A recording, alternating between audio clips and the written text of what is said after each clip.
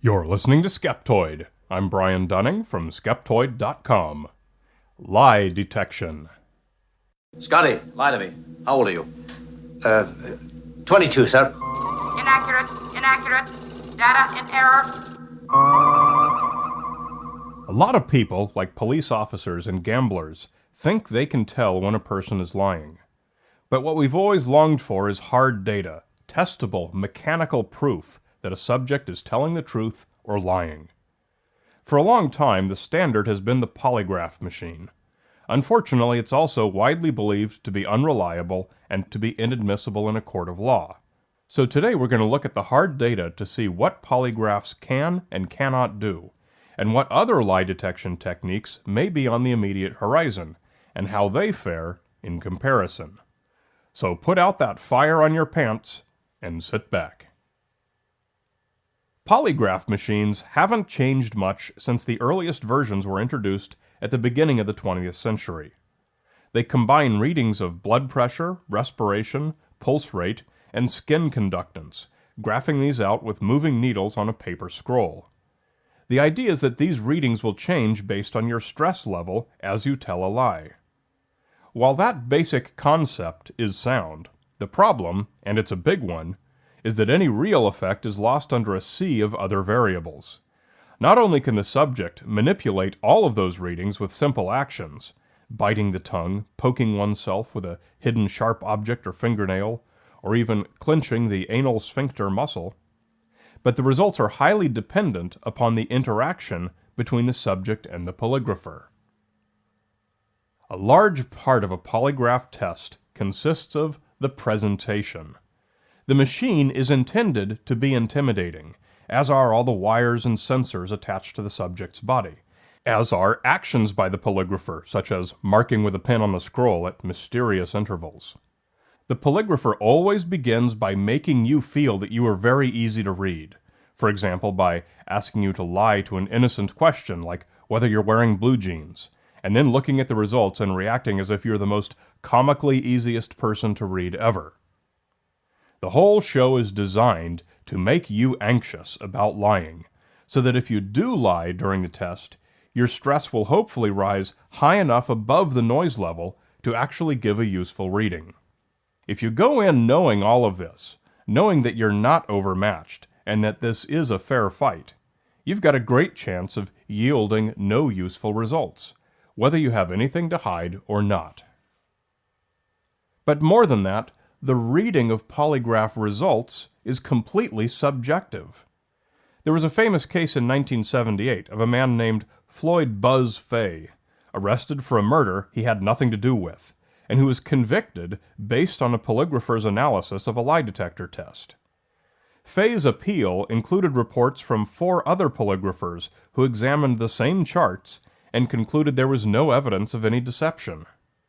Fay was ultimately released when other investigations found the true killer, and he then became a keystone of the fight against the use of polygraph tests in courts. Fay was not the only data point.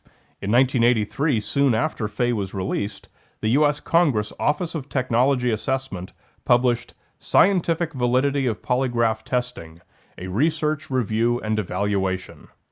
This technical memorandum found, "There is at present only limited scientific evidence for establishing the validity of polygraph testing. Even where the evidence seems to indicate that polygraph testing detects deceptive subjects better than chance, significant error rates are possible, and examiner and examinee differences and the use of countermeasures may further affect validity." As of 1993, the United States Federal Rules of Evidence follow what's called the Daubert standard, which requires a judge to accept data based only on proven science. The fallout from this allowed polygrapher testimony on a case-by-case basis. Whereas lie detector tests had been virtually unheard of in courtrooms since 1923, the 1983 case United States v. Sheffer used Daubert to allow a defendant to present polygraph data based on his Sixth Amendment rights in cases where the court could not conclusively disprove this particular polygraph test to have been unscientific.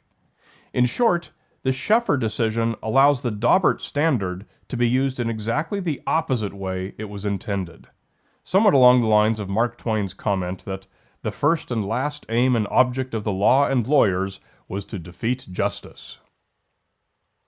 But in other cases, the government stood firm on the science. In 1998, the Employee Polygraph Protection Act was established to prevent most private employers from requiring employees and potential employees to take lie detector tests for any reason. And in 2003, the National Research Council published The Polygraph and Lie Detection, 416 pages of research analysis pertaining to the use of polygraphy in security screening, which concluded, "Almost a century of research in scientific psychology and physiology provides little basis for the expectation that a polygraph test could have extremely high accuracy.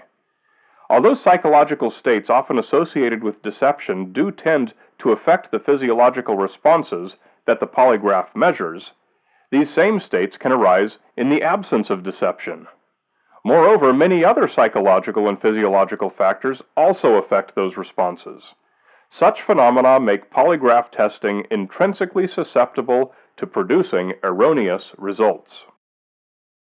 In response to such blows, the lie detection industry has turned to other technologies. Perhaps the worst choice is voice pitch analysis, used over the telephone by some insurance companies. Software looks for changes in the voice pitch of the customer on the other end of the line, variously called layered voice analysis or voice risk analysis. The vendors of such software point to reductions in fraudulent claims. But in a 2009 paper, researchers determined that any benefit realized was simply the result of the customers being informed that lie detection technology was in place. Said one of the authors, "Any reduction in fraud is no proof of validity, just a demonstration that it is possible to take advantage of a bluff."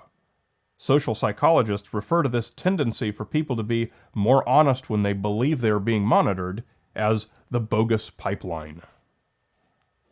With existing methodologies for detecting lies essentially all discredited, an arms race began with the lie detection industry, and all who might benefit from it, hot in pursuit of a reliable technology. Tracking of eye movements and pupil dilation has been studied for a number of years now, based on the theory that your brain has to work harder when it's lying. This workload, called cognitive load, keeps the brain busy and results in a subsequent reduction in the number of random eye movements. In one 2012 study, researchers assigned test subjects to watch a video of a crime and then either answer questions about it truthfully, or make up an unrehearsed lie about it, or retell a rehearsed lie.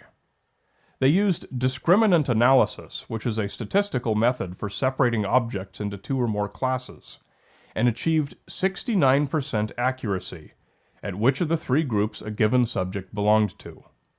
This is double what random chance would predict, but still wrong a third of the time. Not reliable enough for most real-world applications. But the holy grail for lie detection is to look directly into a subject's brain to see definitively whether they're telling the truth or not. For many, this suggests the use of fMRI, functional magnetic resonance imaging, which can show where blood oxygen usage is most active within the brain in real time. The hope is that lies and truths will show different areas of the brain being used. But this is a complex prospect. First, we don't understand the brain well enough to make any predictions about what we'd expect to see. Second, everyone's brain is different. And third, there's no reason to suspect that fMRI lie detection would be any more immune to countermeasures than would polygraphs. Nevertheless, neuroscientists have been working with this idea for nearly as long as we've had magnetic resonance technology.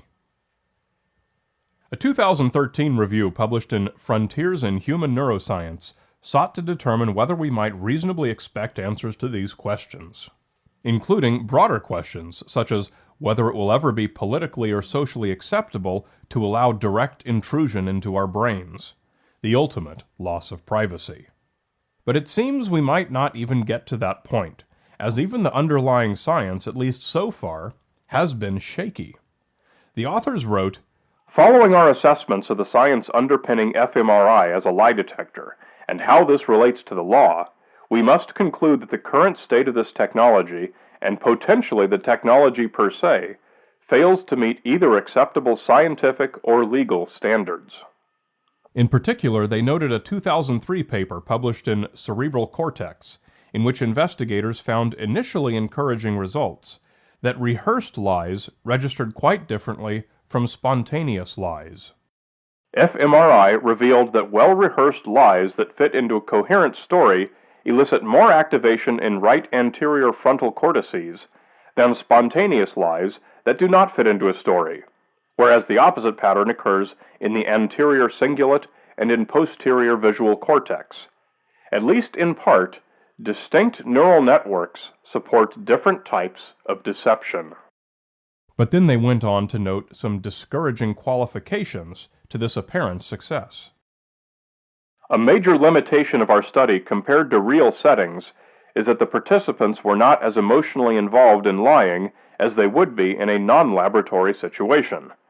They were cooperating by following the instructions. And the more research done, the more disheartening the results have been.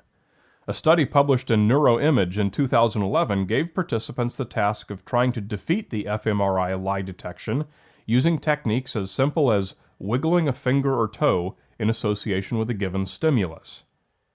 Without the countermeasures and with cooperating subjects, the researchers were able to discriminate between lies and truths up to 100% of the time after practice on any given single subject. But once the subjects used these simple countermeasures, accuracy dropped to 33%, significantly below random chance. The authors made 3 concluding points. Number 1, activation in prefrontal cortex distinguishes lies from truth in single subjects. Number 2, countermeasures can disrupt single subject fMRI-based deception detection. Number 3, caution needs to be used in applying these methods in real-world settings. An understatement, it would seem. This is never going to be an easy problem. We can measure a heart rate. We can tell whether a bone is broken or not. But determining deception is not a binary question, and never will be, because lies cover spectrums in multiple directions. As Greek statement Demosthenes said, a man is his own easiest dupe, for what he wishes to be true he generally believes to be true. The gradations among deceptions will always be as complex as every human mind, augmented with the subtleties of every situation and every story. It seems that for the foreseeable future of our understanding of the mind, reliable lie detection will always remain a fool's errand. You're listening to Skeptoid, a non-profit listener-supported program. I'm Brian Dunning from Skeptoid.com.